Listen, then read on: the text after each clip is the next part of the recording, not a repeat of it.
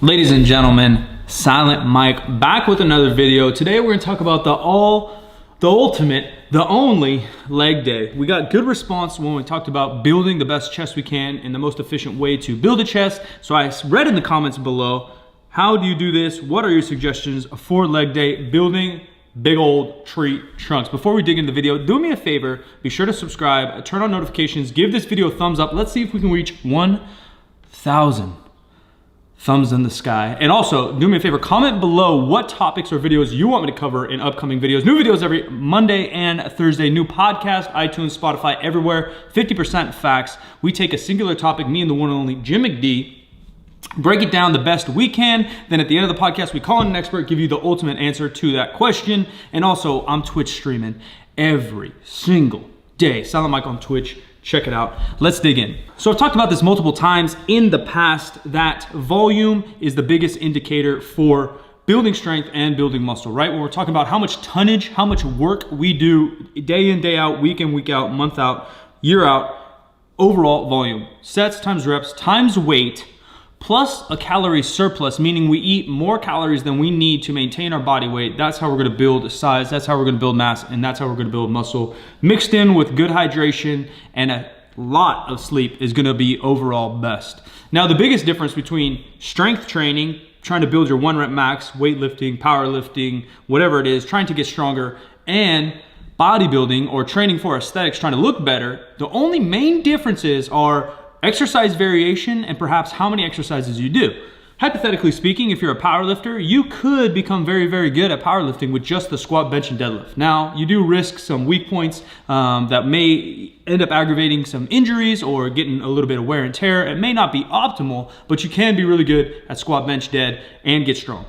With bodybuilding, it's highly likely that you need a larger pool of tools, a larger pool of exercise variation to get better. Now, we're talking about building muscle. They do go hand in hand because we want progressive overload. What we want is to build sets, reps, and that load over time. Again, more volume will build more strength and more size. So when we start with leg training, we mostly want to start out with most bang for your buck. What exercise hits the most amount of your legs, allows you to lift the most amount of weight, because the more weight that we can lift, the more we can progress. If I'm doing a pinky curl, my little pinky can only lift like, I don't know, 12 ounces. So for me to progress with my pinky, because it's such a little muscle, it's gonna take a lot of time. I'm gonna lift 12 ounces, then for 10 reps, then maybe 12 ounces for 10 and a half reps, then 11 reps, then maybe I can do 13 ounces. But if I can squat 400 pounds, I can do sets of 5 with 315, then I can do sets of 6 with 320, more sets, more reps, weekly progression. Hopefully that makes sense. So what I suggest starting out with is finding an exercise, a big compound exercise that fits good for your body and what you enjoy. Number one best, I think, would be the back squat. Another good complement to the back squat is maybe a front squat, a pause squat, or if you don't enjoy those movements, a leg press will do. Maybe even a Bulgarian split squat. All these movements allow you to progressively overload, allow you to use a lot of tonnage, a lot of volume, and a large part of your leg. You're basically using every muscle from your glutes down, and that's what we're aiming for. So what I suggest there is starting out with the majority of your workout, maybe 50 to 60, 75% of your workout focused in on that movement so you can handle the most amount of weight, handle the most amount of volume, and do the most stimulus to your legs as you can. Rep ranges, if you're squatting multiple times a week or doing legs multiple times a week, you can vary those rep ranges, commonly known as daily undulating periodization, where basically one day a week you focus a little bit more on strength, right? Or say we have squat workout A and squat workout B. Squat workout A would maybe be 3 to 5 sets of anywhere from 3 to 6 reps. It's a little bit heavier, it's a little bit less reps, and you're getting in that strength training. Where set leg day B, you'll also be squatting, but now we're gonna do 3 sets of maybe 6 to 10 reps. A little bit lighter and a little bit more reps. We're gonna stimulate different muscle fibers, and we're also gonna condition ourselves in different rep ranges. One a little bit strength, one a little bit strength endurance. Second exercise, if we're gonna break this down nice and simple, what I think best for legs is a reverse lunge.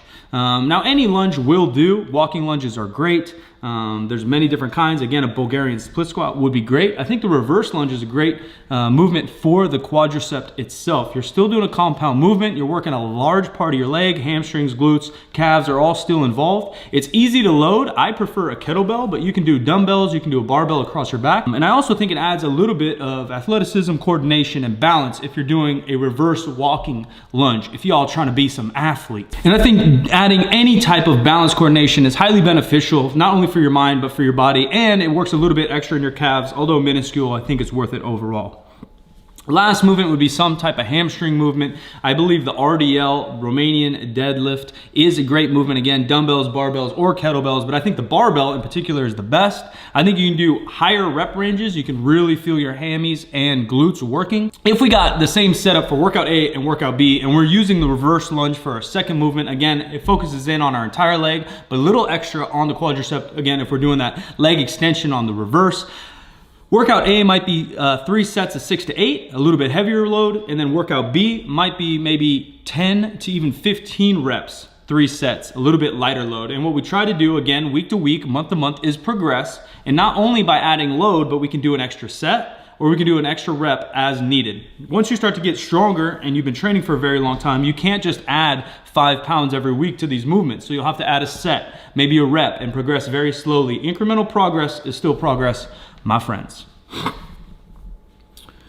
Now that we did our main compound movement, we did a little bit of quadricep, but still another compound movement, a little bit of an isolation movement is the RDL, the Romanian deadlift. I think it's a great movement, exercise selection to really accentuate the hamstrings and the glutes. I prefer a barbell, but you can use it with dumbbells.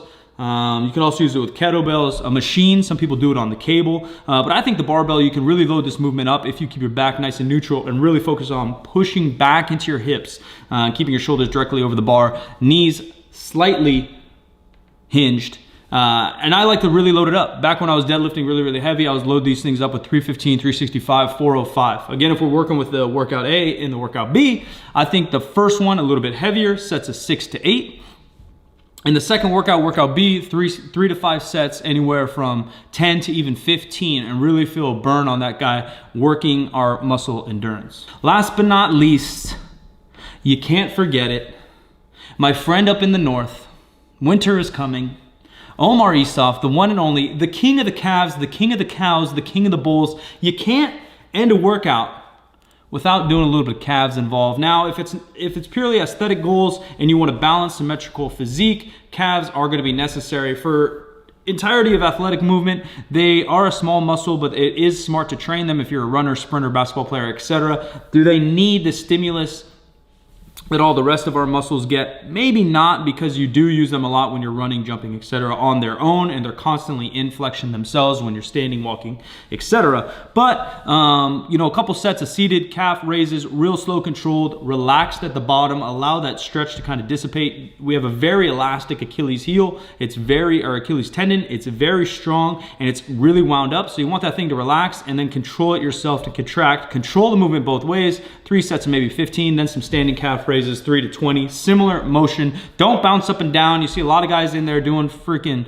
jumping jack, jump rope on the machine itself. Really slow and control that movement. Again, kind of relax at the bottom in that flex position. Bada boom, bada bing. I personally like to do a little bit of core at the end of a workout. Sometimes it just feels good to get blood into my abs, again, for aesthetic reasons and mental reasons. You can get great ab development just by doing compound movements like lunges and squats themselves. And when you get lean enough, those abs will show. But I love a little bit of hanging leg raises, some cable crunches or machine crunches. It just feels good for me. And then if you're a little bit more advanced, some windmills on the barbell, trying to pretend like I'm a gymnast going to the 2024 Olympic Games, 2020, whatever year it might be. But that's my leg routine for some girthy tree trunks. Comment below what you guys want me to cover next. I do appreciate you. Silent Mike, I'm out of here. Catch you in the next one.